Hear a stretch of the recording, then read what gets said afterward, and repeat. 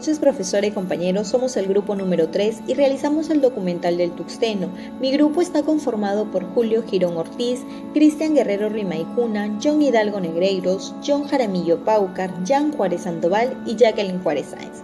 A continuación, les describiré algunos hechos bibliográficos de la vida de César Abraham Vallejo Mendoza, el cual nació el 16 de marzo de 1892 en Santiago de Chuco, en el poblado en una región alta del departamento de la Independencia, en el Perú.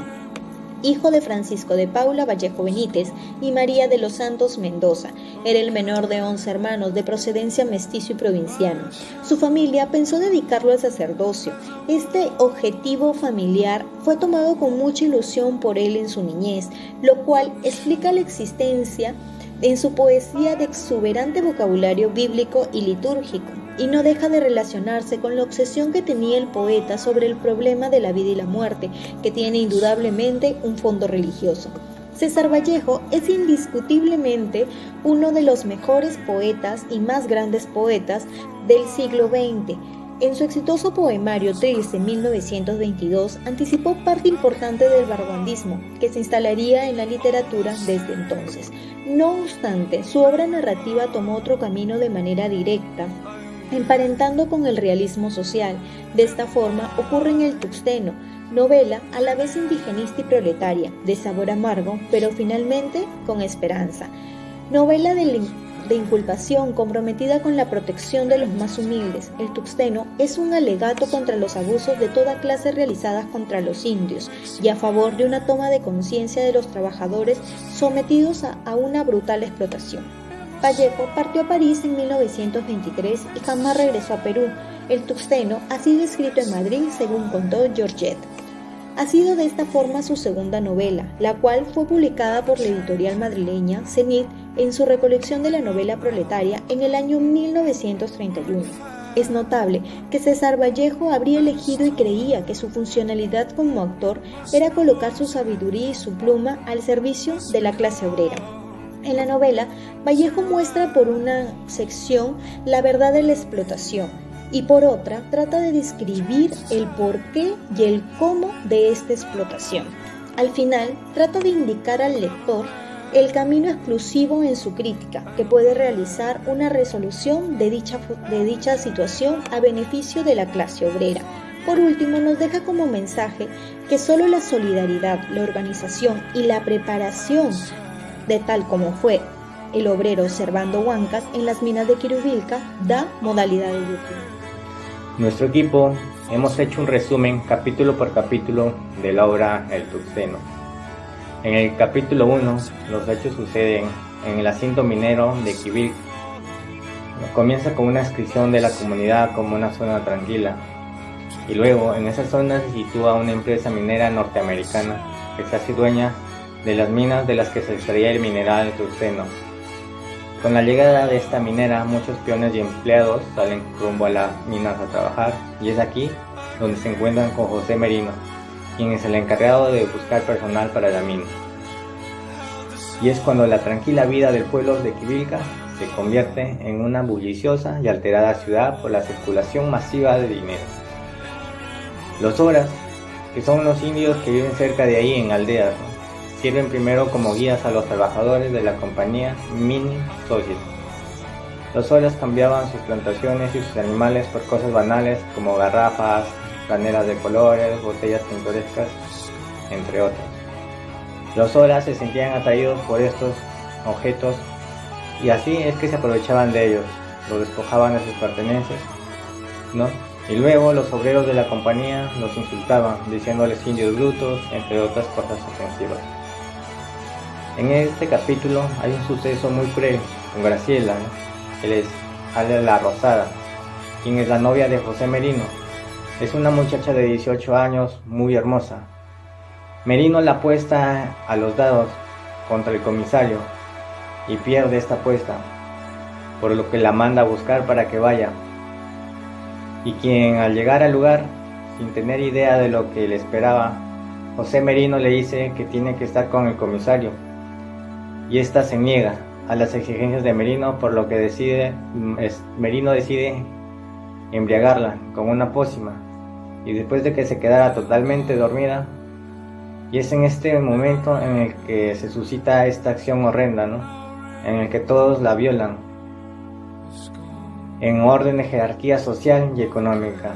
Después, la muchacha no vio el amanecer y murió por efecto de la droga que le administró José Merino. Mr. Takai, quien era gerente de la mina y que también fue partícipe de la violación, exigía absoluta discreción. Después la llevaron a su casa y le dijeron a sus hermanas que le había dado un ataque y que ya se le pasaría, ¿no? Al otro día la enterraron porque falleció. Las hermanas de la difunta fueron donde Mr.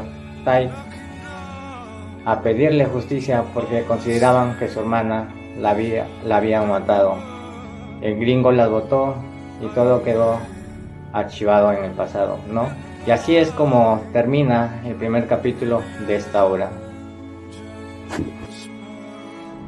Continuando con la obra El Tuxteno, en el capítulo 2, los hermanos Mateo Marino y José Marino, quienes ganaron mucho dinero como agentes al servicio de la organización Magni Society, son socios del subprefecto en la pesquisa de conscriptos para la Fuerza Armada, así como de trabajadores para la compañía. El atraco de dos indios, Isidro Yepes y Braulio Conchudos, es interrumpida por los comentarios del narrador y acerca de la población indígena que vive fuera del Estado peruano y fuera de la vida nacional. El juez limeño, comerciante José Marino.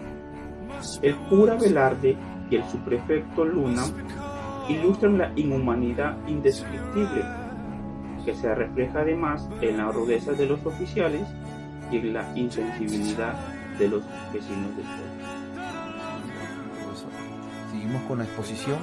En el capítulo 3, el valiente Servando Guanta tiene la inmensa valentía de protestar contra la injusticia. Una breve sublemación de los indios se crea. Sin embargo, es sofocada cruelmente. Las pequeñas autoridades del Colca acusan a los indios de matar. En el último capítulo de la obra, se ve intercambio de palabras políticas entre Servando Guanta y el agrimensor Leonidas Benítez. El herrero Guanta vaticina una revolución mundial en que todos los injustos exploradores van a ser vencidos y los indios de cada de las piezas de todo el mundo van a ser liberados. Aun cuando Leonidas Benítez se aferra a partir de un inicio de su religión, son los intelectuales los que deberían dirigir, y al final Benítez está bastante convencido que los intelectuales deberían servir la clase trabajadora, obrera, bajo las directivas de ellos. En esta oportunidad me ha tocado dar a conocer sobre las conclusiones de la obra de Tuxteno. Bueno, hablamos de una novela corta, cuyo género literario es la narrativa, debido a la que es una novela en la que el creador nos cuenta desde el inicio hasta el fin toda la manera de cómo era la vida en ese tiempo, integrando sus colaboraciones económicas y sociales, lo que la composición del contenido encierra a partir del arribo de comitiva minera al área de Cubilca hasta la partida de José Marino al poblado de Colca, capital del territorio. Una vez que la comitiva minera llega a Quirubilca, se encuentra con una población plenamente ajena a los avances de la metrópoli. Al modo de la vida del metrópoli, los soras son esquilmados de sus características por José Marino como el estorbado bueno de toda la comitiva, pues diversas conversaciones y noches de consumo de alcohol entre los empleados, los propietarios de las minas y las autoridades del sitio José Marino sobre las horas y la violación y seguidamente la muerte de la Rosada, pues la novela nos coloca en la primera mitad del siglo XX, en la que Estados Unidos ingresa a la Primera Guerra Mundial y requiere más y más tusteno para su economía de guerra. y como continuación los hombres pobres de las naciones pobres pagan los platos rotos. Bueno, eso es lo que nuestro grupo de emprendedor, nuestro equipo ha logrado interpretar la conclusión de esta obra. Les cedo el pase a mi compañero para que continúe con la exposición. Continuando con la exposición, la injusticia laboral en minas. El quebrantamiento de derechos laborales se repite constantemente en muchas empresas mineras del Perú, debido a la arbitrariedad de los laboradores, los cuales reciben sueldos bajos, no tienen protección ante el despido, no tienen gratificación por fechas especiales como Navidad y fiestas patrias, no reciben pagos por horas extras y no participan en las utilidades producidas por la empresa. Al respecto, Lébano, en el tusteno, Servando Huanca, es la figura paradigmática del trabajador y el defensor firme de los derechos laborales. Si hoy en día observamos los niveles de conflictividad en la sierra y en la selva peruana, producidos por la explotación minera, la que a su vez genera impactos negativos sobre la tranquilidad, la cultura, el ambiente y la salud de los pobladores de las comunidades campesinas y nativas. Hay diversos puestos laborales en las minas, pero bajo condiciones, con jornadas abusivas de 12 o más horas, sin indemnización por tiempo de servicio. Gracias.